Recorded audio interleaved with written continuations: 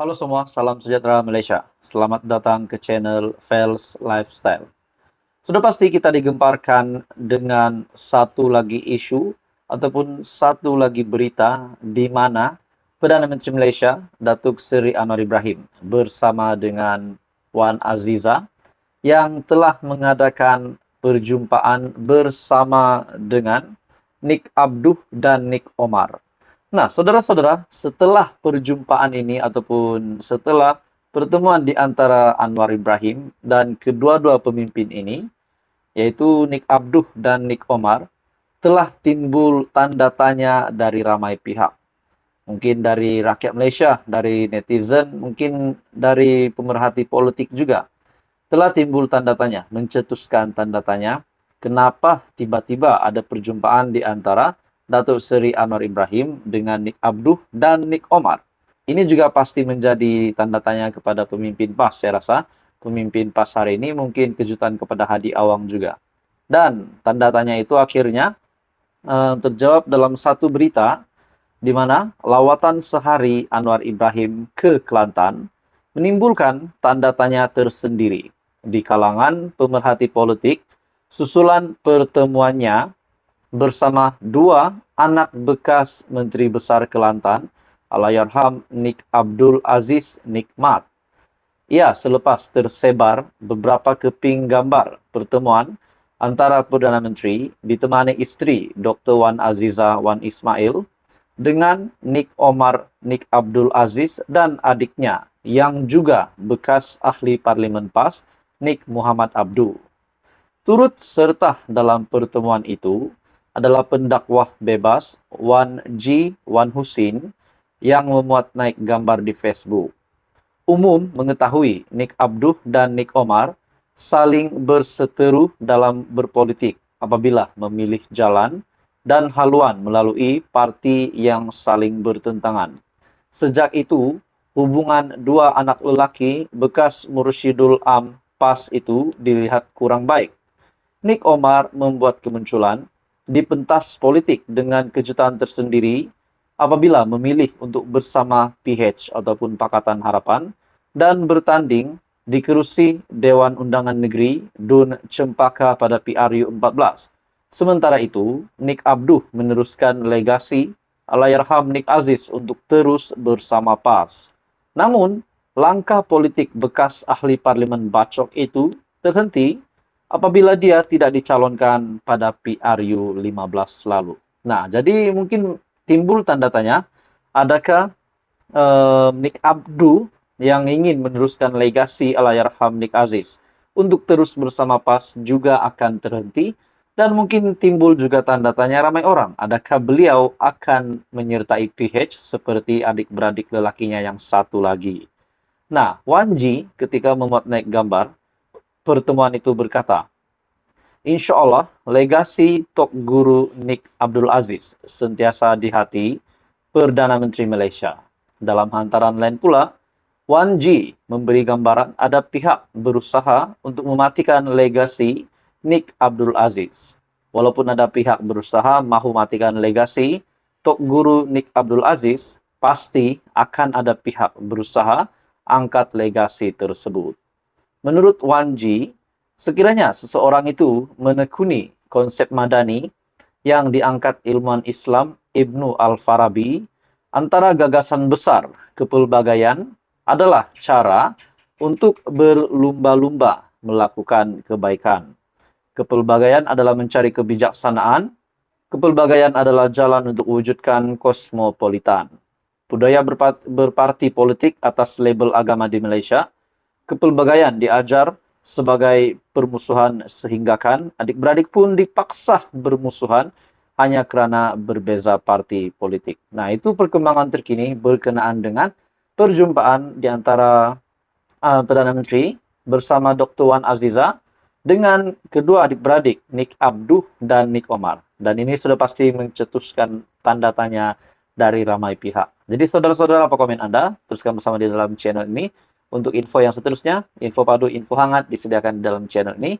Jangan lupa tekan butang like, share, dan subscribe.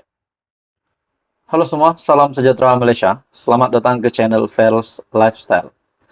Saudara-saudara, tuan-tuan dan puan-puan semua, hari ini kita digemparkan dengan satu lagi penahanan ataupun satu lagi pembongkaran tangkapan kepada seorang individu ataupun saya boleh katakan juga seorang pemimpin, di mana satu lagi penahanan berkenaan dengan isu terkait rasuah Rm41 juta. Dan ini sudah pasti adalah satu isu yang tidak ramai mahu dengar, yang tidak diingini, terutamanya kepada Perdana Menteri Datuk Seri Anwar Ibrahim. Nah, hari ini saudara-saudara, SPRM buat satu pendedahan ataupun satu penangkapan di mana seorang blogger direman bagi membantu siasatan SPRM. Sudah pasti ini menjadi kejutan juga kepada ramai pemimpin di negara ini melalui kenyataan dari SPRM ini. SPRM telah menahan reman seorang blogger bagi membantu siasatan berkaitan dakwaan rasuah dalam satu projek bernilai lebih kurang Rm41 juta di sebuah kementerian.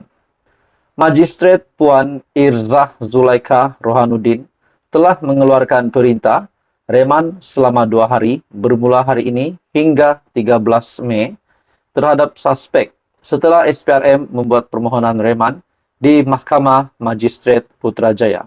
Artikel ini pada 12 bulan 5 2023. Menurut sumber, suspek lelaki yang merupakan blogger mempunyai ramai pengikut berkenaan dipercayai telah menerima rasuah berjumlah lebih kurang Rm1,3 juta daripada sebuah syarikat teknologi maklumat ataupun IT sekitar tahun 2020. Tambah sumber, permintaan dan pembayaran rasuah ini dipercayai dilakukan sebagai dorongan kepada suspek melobi supaya syarikat berkenaan berjaya dalam perolehan kontrak berkaitan. Difahamkan, selain daripada isu jenayah rasuah, SPRM juga akan melihat bagaimana tata cara perolehan projek ini dilaksanakan. Pengarah kanan siasatan SPRM, Datuk Seri Hishamuddin Hasim, ketika dihubungi, mengesahkan tangkapan berkenaan dan kes disiasat di bawah Seksyen 16 ESPRM 2009. Nah, saudara-saudara, tuan-tuan dan puan semua, akhirnya satu lagi tangkapan yang pasti mengejutkan ramai pemimpin politik, terutamanya di Malaysia, tidak kira dari kepemimpinan pembangkang ataupun kepimpinan kerajaan sendiri. Nah, saudara-saudara, bagi saya ini satu lagi isu rasuah yang keji, yang pasti tidak disukai oleh pemimpin-pemimpin negara kita yang memang membenci rasuah. Seperti yang kita tahu, setelah Datuk Seri Anwar Ibrahim menjadi Perdana Menteri, kita dapat melihat semakin giat, semakin agresif SPRM melakukan kerja, melakukan tangkapan. Dan kita dapat lihat itulah kemahuan Perdana Menteri Malaysia ke-10 supaya rasuah dapat dibantras dengan baik di bawah kepimpinannya. Nah, jadi saudara-saudara, tuan-tuan dan puan semua, akhirnya SPRM mereman ataupun blogger direman bagi membantu siasatan dan membantu siasatan berkaitan dakwaan rasuah dalam satu projek bernilai lebih kurang Rm41 juta.